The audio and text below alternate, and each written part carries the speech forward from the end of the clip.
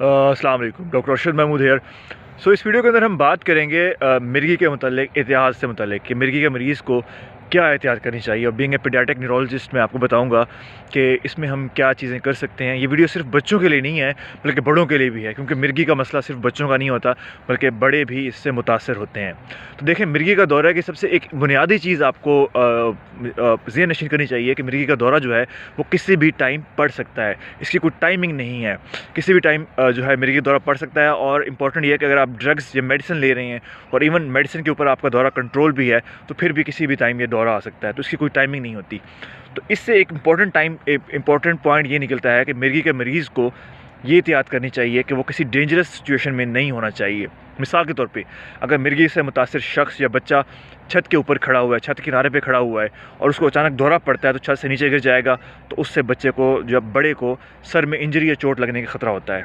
इसी तरह अगर मिर्गी से मुतासिर शख्स अगर नहा रहा है और नहाते हुए उसको दौरा पड़ जाता है तो उसको भी नुकसान हो सकता है। इसी तरह अगर मिर्गी से मुतासिर शख्स जो है अगर कोई किसी और आग के पास बैठा हुआ है या उसके पास कोई नुकीली चीज़ पड़ी है तो वो उससे नुकसान पहुँचा सकती है। तो मिर्गी के मरीज़ को हमेशा जो है अपने आप को सेफ़ जोन में रखना चाहिए।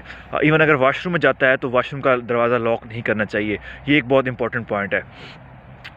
सेकंड जो इम्पॉर्टेंट पॉइंट इसलिए भी है कि इवन जो ड्राइविंग लाइसेंस के लिए जब आप लोग अप्लाई करते हैं, जो एडल्ट्स हैं, तो उसमें होता है कि अगर मिर्गी का शख्स तो मिर्गी है तो उसको ड्राइविंग लाइसेंस नहीं मिलता। इसमें एक है कि अगर आप मेडिसिन ले रहे हैं और मेडिसिन के ऊपर आपकी जो है मिर्गी कंट्रोल है 1 साल के लिए, तो शायद उसमें फिर हम गुंजाइश रखते हैं कि उसको ड्राइविंग लाइसेंस के लिए अप्लाई किया जा सकता है और वो ड्राइविंग कर सकता है। अदरवाइज़ ड्राइविंग भी अलाउ नहीं होती, क्योंकि किसी भी टाइम आपको झटका पड़ सकता है और आप अपने लिए और दूसरों के लिए ख़तरनाक साबित हो सकते हैं। मिर्गी के जो है कुछ चीज़ें ऐसी एहतियात हैं जो तमाम वालिदैन को जानी चाहिए कि जिनकी वजह से बच्चों को मिर्गी के दौरे पड़ सकते हैं। देखिए, हमारा जो मिर्गी बेसिकली होता ही है कि मिर्गी में दिमाग के जो केमिकल्स हैं या दिमाग के जो हमारे न्यूरॉन्स हैं उसका एक अबनॉर्मल करंट जनरेट होता है। अब इस करंट को जनरेट करने में काफ़ी सारी चीज़ें हैं जो उसको प्रोवोक कर सकती हैं, उसको स्टिमुलेट कर सकती हैं। मिसाल के तौर पे जो नींद है ये दिमाग के नॉर्मल फंक्शन के लिए बहुत ज़रूरी है। ये सिर्फ मिर्गी के मरीज़ों के लिए नहीं बल्कि आम मरीज़ के लिए भी ज़रूरी है, लेकिन मिर्गी के मरीज़ों के लिए बहुत इंपॉर्टेंट है क्योंकि उनका दिमाग ऑलरेडी सेंसिटिव होता है। तो अगर मिर्गी का मरीज़ शख्स नींद पूरी नहीं करता, उसकी नींद डिस्टर्ब होती है, रात को लेट जागता रहता है, तो उसके दिमाग का डिस्टर्बेंस बढ़ सकती है और उसको झटका पड़ सकता है। तो मिर्गी के मरीज़ शख्स के ख़ास तौर पर टाइम पर सोना चाहिए और टाइम पर जागना चाहिए। भूख भूख जो है आपको मिर्गी का मरीज़ शख्स जो है उसको उसके लिए ज़रूरी हिदायत दी जाती है कि वो टाइम पे खाना खाए ताकि उसके दिमाग के जो लेवल एनर्जी का है वो मेंटेन रहे। इसी तरह स्क्रीन का इस्तेमाल, मोबाइल फ़ोन, टेलीविज़न का इस्तेमाल, तो चूँकि देखें आप जब टेलीविज़न या मोबाइल फ़ोन देख रहे होते हैं तो उससे एक तो रेज़ आ रही होती हैं, दूसरा उसके ऊपर उसके ऊपर जो कलर्स हैं वो रैपिडली चेंज हो रहे होते हैं।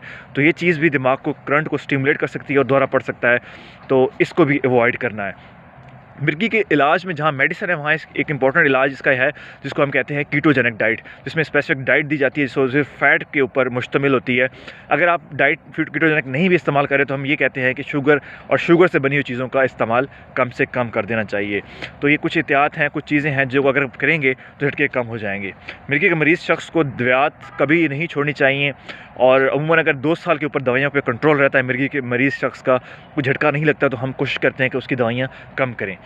फ़र्स्ट एड बहुत जानना ज़रूरी है कि अगर किसी को झटका लगता है, ये सिर्फ मिर्गी के मरीज़ों के लिए नहीं है, किसी शख्स को कोई भी झटका लगता है, चाहे वो बुखार का झटका है, किसी बच्चे को लग रहा है, तो उस दौरान आपने इंपॉर्टेंट चीज़ ये करनी है कि बच्चा या बड़ा उसके मुंह से अंदर कोई चीज़ नहीं डाली। अमूमन हमारे यहाँ ये एक रिवाज है कि फ़ौरन पानी मुंह में डाला जाता है, तो बिल्कुल उसके मुंह के अंदर कुछ नहीं डालना।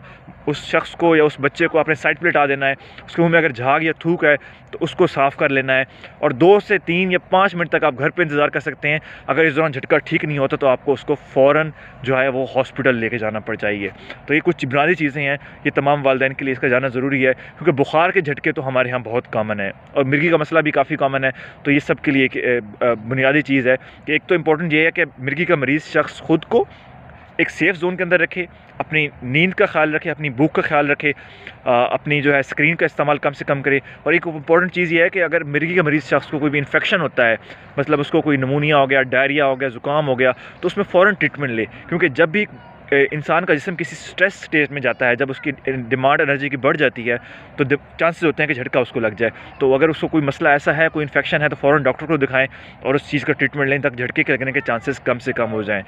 मसला मिर्गी में ये होता है कि झटका अगर आपका खुदा न खासा लंबा हो जाए, मतलब 5 मिनट से ऊपर चला जाता है झटका, तो फिर चांसेस होते हैं कि दिमाग के अंदर जो हमारे न्यूरॉन्स हैं उनको डैमेज हो और उसके असरात लंबे अरसे के लिए रह सकते हैं। Thank you.